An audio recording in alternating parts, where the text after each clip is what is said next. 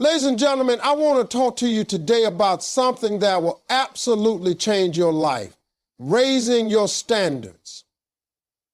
You see, life will give you what you're willing to accept. That's it. Not what you hope for, not what you dream about, but what you're willing to tolerate. If you want to elevate your life, your relationships, your finances, your peace, then you got to raise your standards. Stop negotiating with yourself about what's okay. You got to get real clear on what's no longer acceptable in your life. The quality of your life is directly related to the standards you set. Everything you experience, your relationships, your career, your health, your happiness, is a direct reflection of the standards you have chosen to live by. Many people think their current situation is just the result of bad luck, poor timing, or circumstances outside of their control. But the truth is, in most cases, the life you're living right now is the life you've settled for. It's not necessarily what you want or deserve, but it's what you've allowed. Your standards define the lowest level of behavior, performance, or treatment you are willing to accept. If you don't expect more from life, if you don't demand more from yourself, then life won't give you more. It responds to your minimums, not your maximums. This is about dreaming big or setting wild goals. This is about what you refuse to accept anymore. When someone lives with low standards, it shows up in the way they treat themselves. It shows up in how they allow others to treat them. It shows up in their attitude, their habits, and the decisions they make daily. If you're okay with waking up late, wasting time, being surrounded by negativity, or living paycheck to paycheck, then life will keep handing you more of the same. But the moment you raise your standards, you trigger a chain reaction. You start making different decisions. You start saying no to what no longer serves you, and you begin to carry yourself differently. That shift doesn't require money or connections. It starts with a decision. A decision to no longer accept mediocrity in any part of your life. Think about it like this. When you walk into a clean, high-end restaurant, there's a certain standard. You feel it in the environment, in the service, in the way the staff presents themselves. They've created a standard. And if something doesn't meet it, it's corrected immediately. Your life works the same way. If you raise your internal standard, you begin to create a new environment around you. You start expecting more from your relationships. You stop engaging in gossip or drama. You invest more in your growth, your health, your mindset. And people notice. They either rise to meet your new energy or they fall away. And that's not a loss. That's a sign you're evolving. One of the greatest breakthroughs in life happens when you stop negotiating with your old self. That version of you that made excuses, that tolerated less, that stayed stuck. Those habits won't build your next chapter. You've got to decide what the new standard is and stick to it, even when it's uncomfortable, because it will be uncomfortable. Raising your standards means saying no more often. It means walking away from things that used to feel familiar but now feel heavy. It means being okay with being misunderstood by people who benefited from your lower standards. But discomfort is a sign of growth. It means you're stretching. It means you're finally choosing yourself. Raising your standards isn't about being better than anyone else. It's about being better than the version of you that settled. It's about honoring your potential, your time, your purpose. You weren't born to be average. You weren't designed to live a life of frustration or regret. But to change that, you've got to look at your daily choices. Are they aligned with the life you want to create? Are they building your confidence, your peace, your power? If not, it's time to upgrade the standard. Because life doesn't respond to what you say you want. It responds to what you insist on. And what you insist on becomes your reality. If you tolerate less, you will always receive less. That's a universal truth most people overlook. We often complain about what we're not getting in life: respect, love, opportunities, growth. But very few of us are willing to face the reality that we've been allowing that lack to exist. Life is a mirror. It reflects what you accept, what you allow, and what you settle for. Every time you tolerate disrespect, you send a message to the world that this is okay. Every time you accept being overlooked, underappreciated, or undervalued, you reinforce that this is the standard you're willing to live by, and life, being the responsive force that it is, gives you more of it. Not because it's cruel, but because it believes you're okay with that level of experience. It assumes you've made peace with it. But the truth is, the longer you stay in that space of tolerating less, the further you drift from your potential. It's easy to point fingers, to blame others for not treating you right or not seeing your value. But every time we do that, we give away our power. The truth is, people don't treat you the way you deserve. They treat you the way you allow. If someone speaks to you in a way that's condescending or harmful, and you say nothing, you've just permitted that behavior. If you continue to show up for people who only call when they need something, you're teaching them that you're available for one-sided relationships. And if you accept jobs or positions that drain you or pay you less than you're worth, you're telling the marketplace that you work for less. This isn't about being ungrateful or arrogant. It's about knowing where to draw the line. It's about protecting your value, because what you tolerate is what multiplies. When you allow less, you attract more of it, more stress, more disrespect, more lack. And slowly that becomes your normal. Raising your standards starts with eliminating what no longer aligns with your worth. It begins by looking at your life and identifying what you've been tolerating out of fear, habit, or a lack of self-belief. Are you holding on to friendships that drain your energy? Are you staying in environments that make you feel small? Are you stuck in patterns that feed your doubt more than your faith? If the answer is yes, then it's time to recognize that every yes to less is a no to more. Every time you make room for something beneath you, you block the space where better could enter. You cannot invite abundance while clinging to scarcity. You can't grow while babysitting was breaking you. Tolerance is not always a virtue. Sometimes it's a weakness dressed in patience. We tell ourselves we're being kind, being understanding, being patient, but deep down, we know when we're settling. We know when we're accepting crumbs while starving for more. And that's the kind of honesty you need if you want to break free. You need to be brutally honest with yourself about what you've allowed and why. Because until you address it, it will repeat. Life has a way of circling lessons back to you until you decide you've had enough. The second you do, everything starts to shift. Your energy shifts. Your voice strengthens. Your choices sharpen. You stop explaining your worth and start living it. People begin to notice. And the ones who can't rise with you will try to pull you back down, but by then you'll know too much. You'll know what you're made of. You'll know what you deserve, and most importantly, you'll know what you're no longer willing to tolerate. High standards attract high-value people and opportunities. Life has a way of responding to what you project and what you expect. When you set high standards for yourself, you begin to shape your environment in a way that commands respect, alignment, and excellence.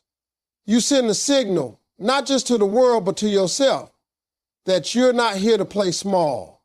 You begin to walk differently, speak differently, carry yourself with intention and purpose. People notice that. They may not understand it right away, but they feel it. High standards are not just about what you demand from others. They're about what you require from yourself every single day. It's the way you show up even when no one is watching. It's the effort you give when there's no applause. It's the discipline you maintain when it would be easier to slip into comfort. That type of energy naturally attracts people who operate on the same frequency If you want to elevate your life, you can't surround yourself with those who are comfortable being average. When you raise your standards, you naturally filter out what doesn't match your level. People who aren't committed to growth will fall off. Environments that don't challenge you will feel suffocating. Conversations that once seemed interesting will feel shallow.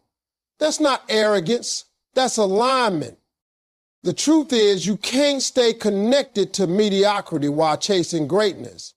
And the more you grow, the clearer that becomes. High-value individuals, those who are driven, focused, and purpose-centered, are drawn to people who reflect that same energy. They're not looking for perfect people, but for people who are intentional, consistent, and honest about their journey. Opportunities also start to shift when you set a higher standard. Suddenly, you're not entertaining every offer that comes your way. You're not saying yes out of desperation or fear. You start evaluating whether an opportunity aligns with your vision and values. You're not interested in fast money or short-term wins if it costs you your peace or integrity. You become more strategic, more selective, more powerful in your decisions. And because of that, you attract offers that are more aligned with your purpose. People begin to recognize your seriousness, your consistency, your value. They want to work with you not just because of what you do, but because of who you are and how you carry yourself. High standards also set the tone for how you're treated. If you walk through life unsure of your worth, people will mirror that uncertainty. But when you carry yourself with self-respect and self-assurance, you show others how to treat you. You teach them through your boundaries, your reactions, your presence. You don't even have to demand respect. It's implied in how you speak, how you move, how you lead. And the ones who can't rise to meet that will quietly fall away. That's how you protect your energy and maintain your elevation. You don't chase validation. You live in such a way that your presence alone sets the tone. The beauty of high standards is that they simplify your life. They act as a filter. You no longer waste time in places that drain you or relationships that confuse you. You stop explaining yourself to people who refuse to understand you. You no longer feel guilty for wanting more. You simply live at the level you know you were created for, and everything that aligns with that level will find its way to you. You attract what you are, not what you pretend to be. And when you embody excellence, integrity, and purpose, the right people and the right doors will open without force, without begging, without compromise. You teach people how to treat you by what you accept. Every interaction you have with another person is an opportunity to either reinforce your value or compromise it. People are always watching, listening, and responding, not necessarily to your words, but to your behavior. They pay attention to what you let slide, what you stand up for, what you walk away from, and what you tolerate repeatedly. The reality is, you don't have to tell people how to respect you. You show them. If you allow someone to speak to you with disrespect and you stay silent, you've just taught them that their words are acceptable. If you continue to give your time and energy to people who only take from you, you've taught them that your boundaries are flexible. If you accept being treated as a second option, you've shown that you don't believe you deserve to be a priority. Respect isn't just something people automatically give you, it's something you earn through consistency, and you sustain it through self-respect. When you value yourself deeply, you move differently. You're not available for every conversation. You're not willing to explain your worth over and over again. You don't stay in places where your presence is only convenient. You begin to walk with a quiet confidence that demands respect without needing to raise your voice. That energy is powerful and people feel it. They adjust when they realize they can't manipulate you. They step back when they see you won't bend just to keep the peace. The more you show up for yourself, the more the world learns to meet you where you stand. One of the most dangerous things you can do in life is teach someone that it's okay to mistreat you. That teaching happens in subtle ways. A laugh at a joke that makes you uncomfortable. A second chance given to someone who didn't earn it. A favor done out of guilt instead of genuine care. Little by little, your silence becomes permission. And over time, you begin to feel drained, frustrated, even resentful, not because people are inherently bad, but because you kept giving them the wrong instructions about how to treat you. You gave too much while asking for too little. You showed up fully for those who only met you halfway. And in doing so, you unintentionally lowered the standard for what's acceptable in your life. It's important to realize that setting boundaries is not about being cold or distant. It's about being clear. Clear about what you expect. Clear about how you want to be treated. Clear about the kind of energy you allow into your space. When you create clarity, you eliminate confusion. People can't play dumb or act surprised when you walk away from disrespect. They knew the rules because you made them known through your actions. The more consistent you are, the easier it becomes to protect your peace. You no longer have to second guess yourself or explain your decisions to people who wouldn't do the same for you. The way you treat yourself sets the tone for everything else in your life. If you prioritize your well-being, others will too. If you respect your time, others will value it. If you speak to yourself with kindness, others will follow suit. But it starts with you. The first and most important relationship you have is the one with yourself. If you're constantly compromising your needs, silencing your voice, or hiding your truth just to keep others comfortable, you're teaching the world that your value is negotiable.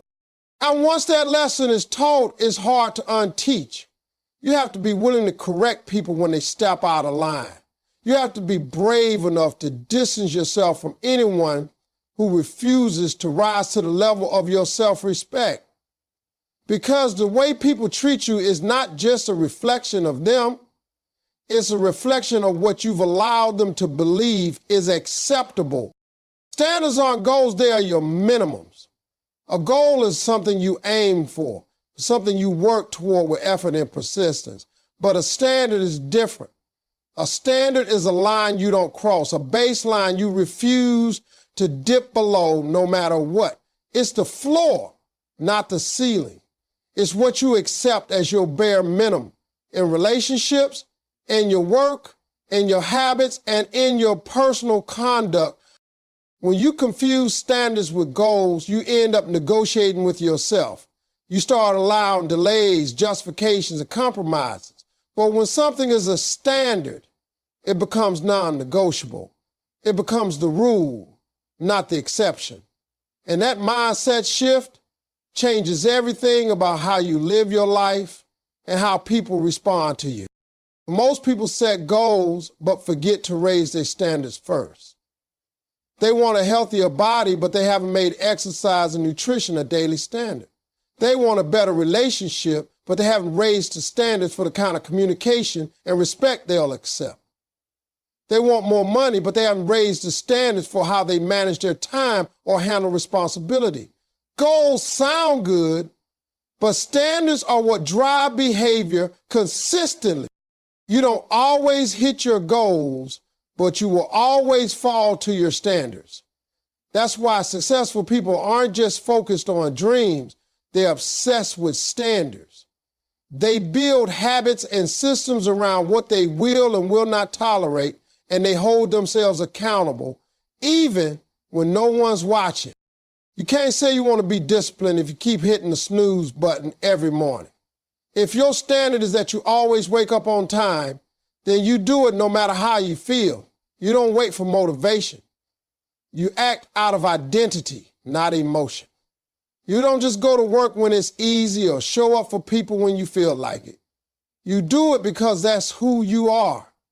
Your standards reflect your self-respect, your discipline, and your long-term vision. And when you keep your standards high, your behavior naturally aligns with your future rather than your past. That's how change becomes permanent. Not because of one big decision, but because of small daily standards that build momentum. It's also important to understand that your standards are teaching tools. You're teaching your kids, your family, your friends, and your colleagues how to treat you and what to expect from you. If you say you're a person of your word but constantly break promises, then your real standard is inconsistency. If you say you want success but settle for distractions and excuses, then your real standard is comfort. Your actions will always reveal the truth about your standards. That's why self-honesty is so crucial. You have to be willing to look in the mirror and ask, what have I really made my standard? Because once you identify the gap between what you say and what you do, you can close it by creating new minimums that support who you want to become. Your environment is also shaped by your standards. If you hang around people who have low standards, eventually you'll start lowering yours to match theirs. That's why elevation requires separation. You can't raise your life if you're surrounded by people who are okay with staying the same. When you commit to higher standards, you naturally gravitate toward people who challenge you, who inspire you, and who hold you accountable. You stop settling for conversations that go nowhere and friendships that are built on history instead of mutual growth. And even though that process may be uncomfortable, it's necessary, because you can't build a powerful life on weak standards.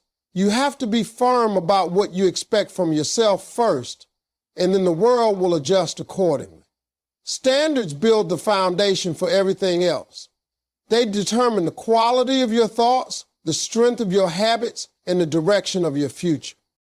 Nothing changes until you decide what you will no longer settle for. That moment of decision is where transformation begins. You can read all the books, listen to all the podcasts, attend all the motivational seminars, but nothing truly shifts until you draw a line in the sand and say, I've had enough. That is the point where growth starts. It's not when you get more money or more support or more time. It's when you choose to no longer accept what has been draining you, limiting you, or holding you back. Most people are waiting on change to come from the outside, but real change is an inside job. It comes from a clear, powerful, and personal decision that says, I will not keep living like this. That kind of choice forces a shift in your energy, your focus, and your behavior. It realigns you with your values and helps you step back into your power. Too many people are stuck because they keep tolerating what they know is no longer serving them. They keep showing up for relationships that are one-sided. They keep returning to environments that kill their spirit. They keep making excuses for why they can't break free. And as long as they keep settling, they stay stuck. The truth is, nothing in your life will improve until you raise your level of expectation and decide that the old way is no longer acceptable. That decision is not always loud. Sometimes it's quiet. It happens in the middle of the night when you're tired of your own excuses. It happens in the silence after another disappointing day. It happens when you're standing in the mirror and you barely recognize the person staring back. That is when change is born. Not out of inspiration, but out of desperation. Out of a deep internal knowing that something has to shift. Deciding what you will no longer settle for is not about being bitter or angry. It's about being honest. It's about acknowledging the patterns, the habits, and the relationships that are stealing your potential. It's about realizing how long you've been shrinking to make others comfortable. How long you've been silent when you needed to speak up. How long you've been waiting for a sign that will never come. You become the sign. You become the moment that everything changes. But first, you've got to get real with yourself about what you've allowed. No more sugarcoating, no more blaming, No more pretending it's okay when deep down you know it's not. The beauty of this kind of decision is that it doesn't require perfection. You don't have to know exactly what the next steps are. You just have to stop accepting what's breaking you.